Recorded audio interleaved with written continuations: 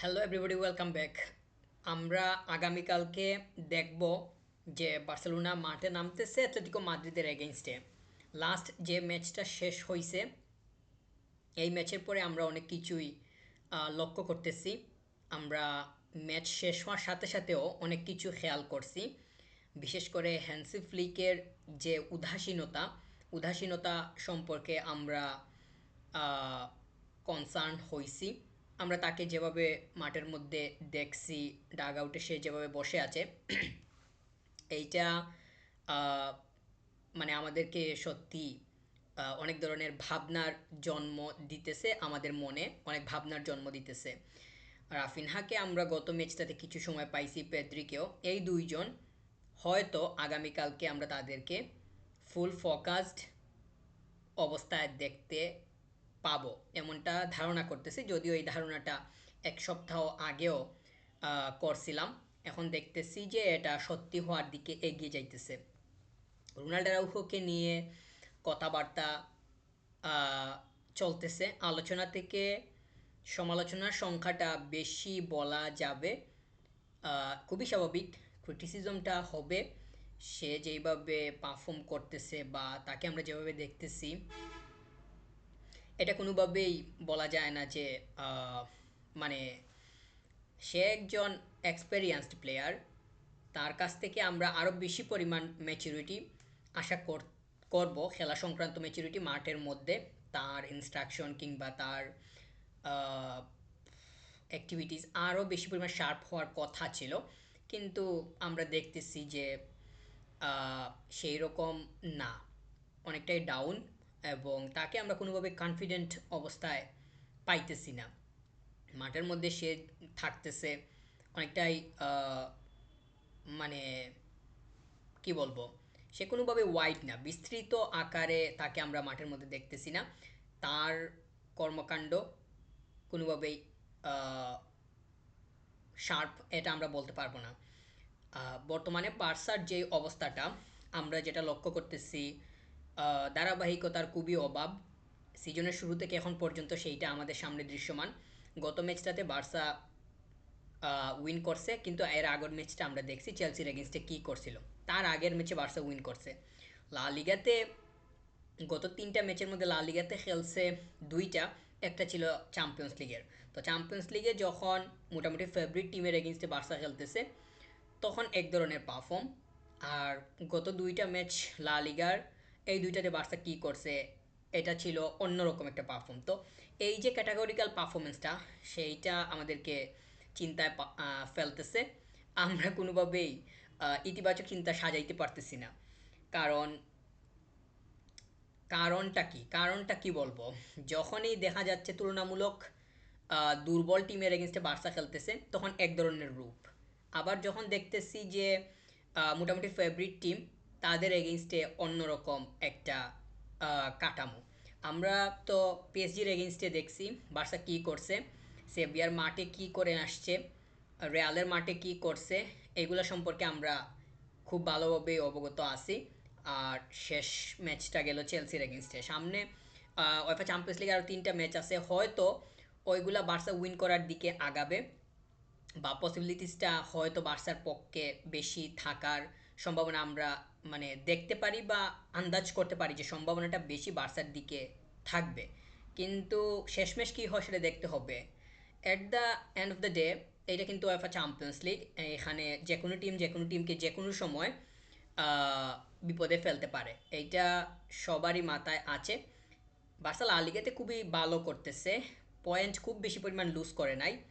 তবে যেই পয়েন্টগুলো লুজ করছে, আমরা দেখতেছি যে সেভিয়ার মাঠে হেরে আসছিল, 3টা পয়েন্ট ডাউন করছে। এর আগে একটা ম্যাচে ড্র হয়েছিল, 2টা পয়েন্ট ড্রপ করছিল।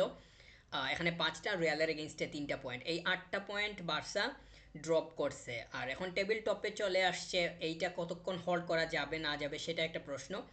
আগামী ম্যাচটার উপর অনেক কিছু নির্ভর করতেছে। স্ট্যাটিস্টিক্যালি আমরা দেখতেছি যে অ্যাটলেটিকো মাদ্রিদের এগেনস্টে হারার সম্ভাবনাটা আমাদের বেশি।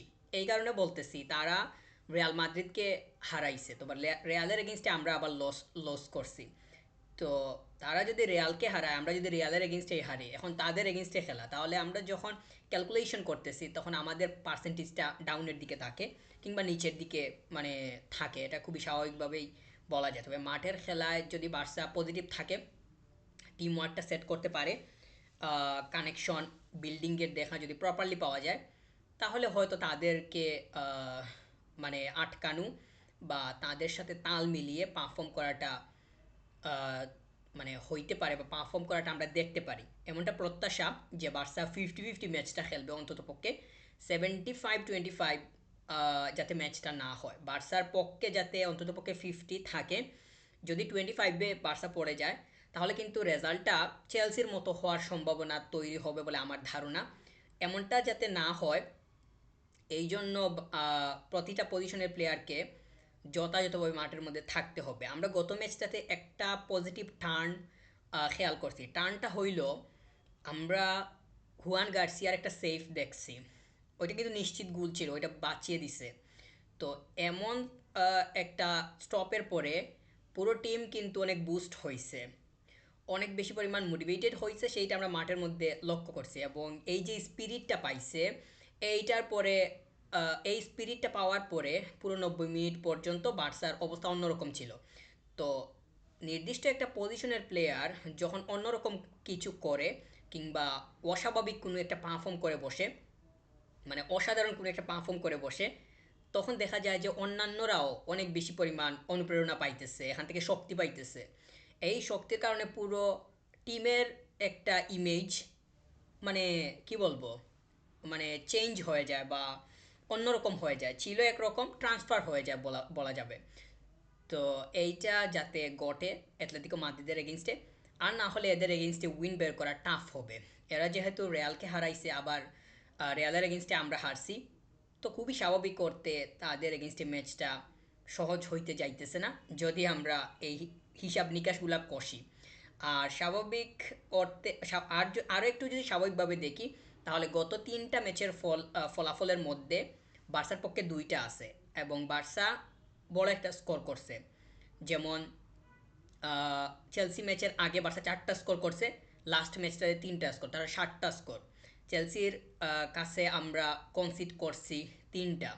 তো বার্সা স্টিল 4টা গোলে এগিয়ে থাকে। তাহলে লাস্ট 3টা ম্যাচের যদি আমরা ক্যালকুলেট করি, তাহলে গোল পাইতেছে টিম, এমনটা আমরা ধরতে পারি। আবার আরেকটা সাইড হইল, যখন ফেভারিট টিমের এগেনস্টে খেলছি বা খেলতেছে টিম, তখন স্কোর পাওয়ার পসিবিলিটিস কমে যাইতেছে। তাহলে আহ, এবার যদি আমরা অ্যাটলেটিকো মাদ্রিদের প্রসঙ্গে আবার আসি, তাদের এগেনস্টে গোল বের করে নেওয়া বার্সার জন্য টাফ হিসাবেই আমরা আমাদের ফাইন্ডিংসটা পাই। আশা করব যে বার্সা স্কোর বের করে নিবে।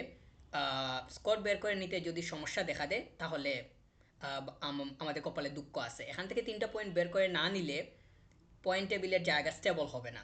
যদি ড্র হয় 1 পয়েন্ট পাবে, 1 পয়েন্ট দিয়ে কোনো কিছু স্টাবিলিটির কোনো কিছু আসবে না। 3টা পয়েন্ট হইলে একটা অন্যরকমের অবস্থান তৈরি হইতে পারে, আর যদি ড্রপ করে তাহলে তো আর কিছু বলারই থাকবে না। ম্যাচটা যাতে 50-50 হয়, এটাই হইতেছে প্রাথমিক প্রত্যাশা। আর যদি এর থেকে বেশি কিছু আমরা পাই, দ্যাটস ফাইন, সেটার অপেক্ষায় আছি। রোনাল্ডো আরাউখো পেদ্রি এদেরকে মাঠের মধ্যে, সরি, রাফিনহা পেদ্রি এদেরকে মাঠের মধ্যে দেখতে চাই। সব থেকে বড় কথা হইল টিম ওয়ার্কটা যাতে খুব ভালোভাবে ফুটে ওঠে, সেটার প্রত্যাশায় আছি। Thank you very much. Subscribe.